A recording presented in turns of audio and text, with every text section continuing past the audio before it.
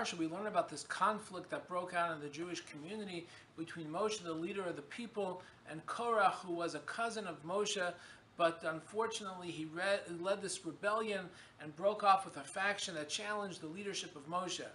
And as with many times when people have these hidden agendas or nefarious agendas, they many times are joined by people that have other plans and have motivations that are not good.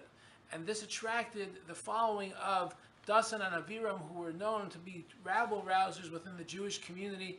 And in fact, Dasan and Aviram, when they joined Korach, they instigated the masses against Moshe and his leadership. So Moshe, in an attempt to reconcile with the other faction, goes ahead and throws an olive branch to Dasan and Aviram. He says to them, "Please let us talk, let us have a dialogue." To which they respond, "No way, we're not going to go ahead and talk to you," and unfortunately things go south afterwards. But I would like to pause for a moment and reflect upon this attempt that Moshe made, the overture that he made.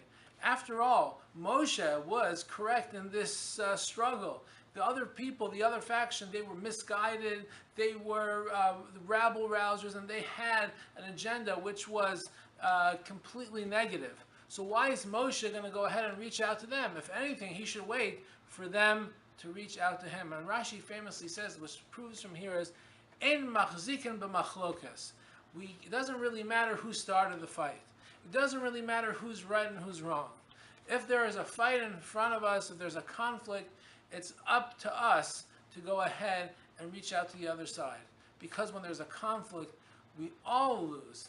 Moshe and his leadership, that side was correct, and they had the blessing of God. The other people, they were misguided, and they were wrong, and they were completely unethical in the way they dealt with things. But nonetheless, it was Moshe that took the initiative to reach out to them, because he said, if there is conflict within the community, we all lose. And it doesn't really matter who's right and who's wrong.